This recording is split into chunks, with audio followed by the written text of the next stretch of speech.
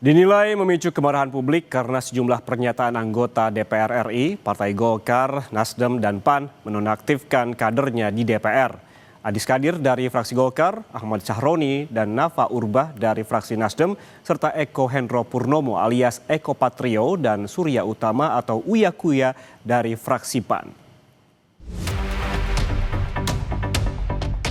Terhitung 1 September 2025, 5 anggota DPR yang mengeluarkan pernyataan dan aksi kontroversial dinonaktifkan oleh partainya masing-masing.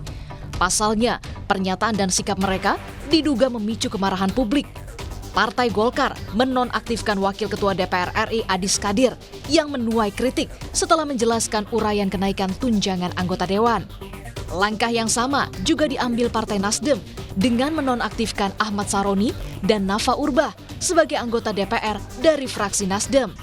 Pernyataan Sahroni dan Nafa dinilai mencederai perasaan rakyat dan menyimpang dari perjuangan partai.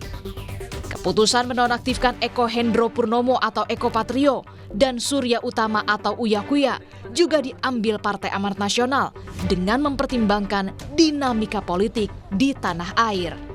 DPP Partai Amanat Nasional memutuskan untuk menonaktifkan saudaraku Eko Hendro Purnomo dan saudaraku Surya Utama sebagai anggota DPR RI dari fraksi Partai Amanat Nasional DPR RI terhitung sejak hari Senin 1 September 2025. Ada pernyataan dari para wakil rakyat, khususnya anggota DPR RI dari fraksi Partai Nasdem yang telah menyinggung dan mencederai perasaan rakyat.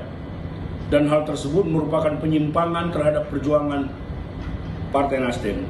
5. Bahwa atas pertimbangan hal-hal tersebut di atas, dengan ini DPP Partai Nasdem menyatakan terhitung sejak Senin 1 September 2025, DPP Partai Nasdem menonaktifkan Saudara Ahmad Sahroni dan Nafa Urbah sebagai anggota DPR RI dari fraksi Partai Nasdem. Pimpinan Pusat Partai Golkar secara resmi menonaktifkan Saudara Adis Kadir sebagai anggota DPR RI dari fraksi Partai Golkar terhitung sejak Senin 1 September 2025. Presiden Prabowo Minggu 31 Agustus 2025 memanggil Ketua Umum Partai Politik ke Istana. Dalam keterangan resminya, Presiden mengungkap DPR akan mencabut kebijakan tunjangan hingga moratorium kunjungan ke luar negeri. Tadi sudah saya sampaikan, mereka pun sekarang sudah akan segera melakukan pencabutan terhadap beberapa kebijakan di DPR RI.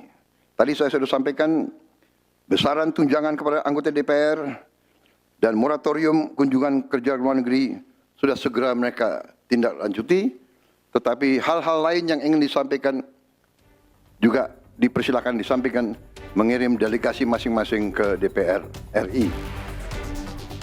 Penonaktifan 5 anggota DPR dilakukan usai marak aksi protes massa di berbagai daerah di Indonesia, memprotes tunjangan anggota DPR, menuntut legislasi DPR hingga soal pernyataan-pernyataan kontroversial dari 5 anggota dewan tersebut. Tim Liputan, Kompas TV.